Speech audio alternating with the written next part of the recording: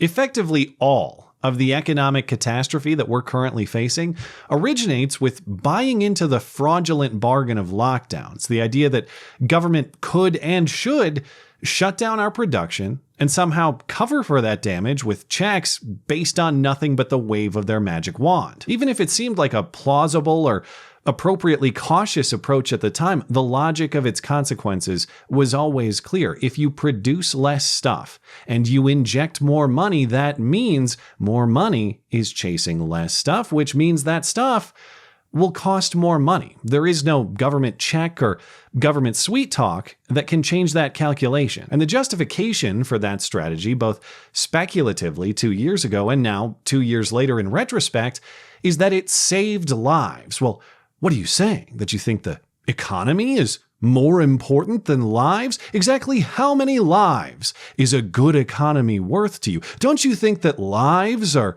more important than the dollar? Well, number one, the economy is lives. The economy is simply the production and consumption of goods and services. That's how we all live. That's how we all make a living. And with that life comes a series of rights inherent to it, among them to property and the free exchange and pursuit of it. Do I really value and respect your life if I diminish or deny those rights? Do I really value and respect your life if I put you in a prison for your own good? And number two, what exactly is the evidence that the fraudulent bargain of lockdowns saved any lives? We just accept that premise is true with little or no demonstration of it, perhaps because we need that premise to rationalize why we so heavily damaged ourselves otherwise. The massive costs we've assumed have to be justified by some sort of massive reward, whether that reward is actually real or not. But what if the evidence is actually to the contrary? What if we actually just cost more lives needlessly? What if the fraudulent bargain of lockdowns was actually fraudulent on both ends of the deal? As in, not only did we ruin our economy, but we actually caused more death in the process too. Now, to be clear, I am not alleging that is definitively the case, but there is evidence to show that the math is a lot murkier than it was supposed to be, as demonstrated by a new study from the National Bureau of Economic Research by Casey Mulligan, a University of Chicago economics professor, and Robert Arnott, a private financial researcher, titled Non-COVID Excess Deaths 2020 to 2021, Collateral Damage of Policy Choices. In more plain language, to what extent did our political reaction to COVID correlate with increases in death completely unrelated to the virus itself? We know that 2020 and 2021 saw more Americans dying than in years prior. Those deaths above what we would expect in a normal year we call excess deaths. And we also know that some of those deaths were caused by or closely related to the virus, and some were not. Some were completely unrelated. So what are the quantities and the characteristics of the excess deaths that have nothing to do with the virus? To address that question, the researchers used CDC death data to evaluate primarily three factors: the number of deaths, the primary cause of each death, and the age bracket of each death, to calculate how many deaths are expected and how many are excess or above what we'd expect. Researchers looked at the trends of deaths by cause and age dating back to 1999. And there are some important limitations to consider here. The CDC's most recent death numbers are provisional, as in still under review and could change. And as a technical matter, this paper is not peer-reviewed. It's a working paper, but as we'll get to, its central findings were replicated by the New York Times last week. But technicals and qualifiers aside, the findings are damning. The researchers find there were 171,000 excess non-COVID deaths from the virus's arrival in April 2020 through the end of 2021, plus 72,000 unmeasured COVID deaths, meaning deaths not yet vetted that could actually be additional excess deaths unrelated to the virus. That's across all age groups, all causes. So over 170,000 more people dead than average for reasons completely unrelated to COVID. And those results are even more ominous when we consider who died and why. On a percent increase basis, as in how large was the increase in non-COVID deaths over the normal expected number, the worst effects are actually among working age people, ages 18 to 64, and the worst of the worst, by a slight margin, among the youngest adults, aged 18 to 44. Overall, working age people died of non-COVID reasons in numbers roughly 26% higher than they did in decades prior. The researchers find roughly 62,000 of these excess non-COVID deaths per year over 2 years of the pandemic. That's an estimate of over 120,000 excess younger people dead for reasons completely unrelated to COVID. And if they weren't dying from COVID, well, then why were they dying among those under 65 in large numbers for reasons of despair or perhaps just boredom, lack of productive things to do otherwise, drug-induced causes, alcohol-induced causes, and homicide, as in just plain old getting murdered, all caused excess deaths of young people in the thousands.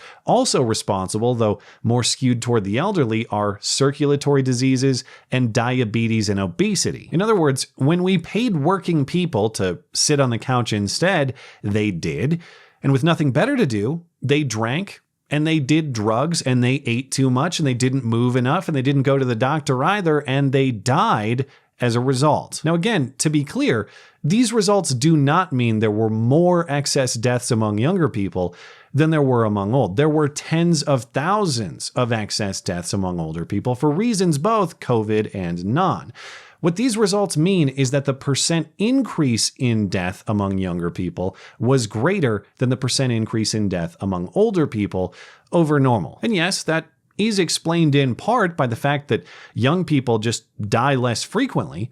But on the other side of that coin, if young people die less frequently normally, well, then a spike in the frequency of their deaths should be all the more alarming. And the causes of those non-COVID excess deaths among the young are also of concern for the old anyhow. According to the researchers' numbers, about 36,000 excess elderly deaths a year post-COVID, or 72,000 excess elderly deaths over the last 2 years, were caused by the same non-COVID issues: circulatory diseases, diabetes and obesity, alcohol, and others. And I mentioned earlier, the New York Times replicated these findings. They did, but in their analysis, this rise in death among young people was even worse. Columnist Peter Coy was so alarmed by this study's findings that he thought it had to be some kind of mistake. So he conducted his own analysis with CDC data. It's a little more simple, done by comparing death rates of the last 2 years to those from 2015 to 2019 of all causes, including COVID, and slightly different age groupings. But yeah, this analysis confirms it. It also shows the 2021% increase in deaths was most drastic for young people, ages 25 to 44. 52% more young people dead than normal, double the rate of death increase for those aged 75 to 84. An additional analysis shows that this rate of excess non-COVID death across all ages is consistent internationally as well. The Economist has assembled data from around the world and finds the global rate of excess non-COVID deaths is about 60 per 100,000 population, similar to the US.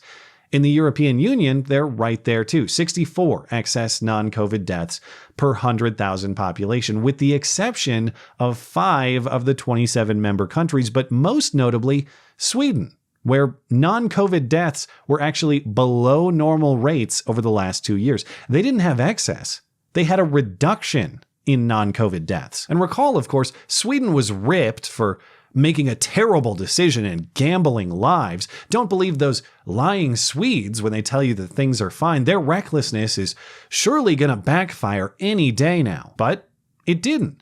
Younger Swedes didn't die at the increased rates that we see in the US and elsewhere. In fact, neither did older Swedes, for non-COVID reasons at least. Neither did any Swedes, actually, compared to other countries. Sweden's COVID deaths per capita 2 years in now are no different than anybody else's, middle of the European pack, and over 30% lower than the United States. Now, perhaps you respond with, yeah, okay, so our policy choices cost us 170,000 additional deaths, but that's still a tiny fraction of the million plus COVID deaths. So sure, it's ugly, but on balance, lockdowns were still the correct decision. Well, number one, those COVID death numbers are very tenuous. We know that these 170,000 excess non-COVID deaths had nothing to do with it, because the absence of the virus is much more easily demonstrated than the causal fatal presence of it. How many of the COVID deaths were truly excess if they're predominantly among older people in fragile condition, much more likely to die of any number of causes regardless? Number two, we don't have a counterfactual. We don't know what would have happened if we just never did lockdowns or reduced their scope. We assume that the number of COVID deaths would have been higher absent lockdown intervention, but we actually don't have any reason or evidence to say so. We didn't save anybody relative to a country like Sweden. And remember that Johns Hopkins meta-analysis from January that found no relationship between lockdown strategies and COVID mortality. So even if that million dead of COVID figure is accurate, there is no evidence to say that without lockdowns, it would have been 1.5 million or 2 million dead. But there is evidence to say that with lockdowns, there was an extra 170,000 dead. But number three, and most importantly, consider the moral implications of such reasoning. Well, it's okay if we killed 170,000 people as long as we saved more by doing it, as though it's our role to say which lives are worth living and which lives aren't, to pick who lives and who dies, who prospers and who suffers with a calculator rather than a moral compass. What criteria would we even use to make those decisions? And even if there are criteria that are justified, how twisted would they have to be to say that young lives are worth sacrificing for the preservation of the old? If it saves just one life, are we justified in taking the lives of others? That is the moral paradox we have not yet and must reconcile as a society. It's fair to say that any claim about the lives we supposedly saved must acknowledge the lives that we took too, and explain by what moral rationale we justify the sacrifice of some for others. But that's wishful thinking, I'm sure. If honesty were any part of this arrangement, this entire reality likely never happens in the first place. Thanks as always for listening and for supporting this channel. Always appreciate that thoughtful discussion down below, and especially over on Minds, that is at ML Christiansen. You're always welcome to coming out and chat in my live streams. Those are linked down in the description. Looking forward to it. Goodbye.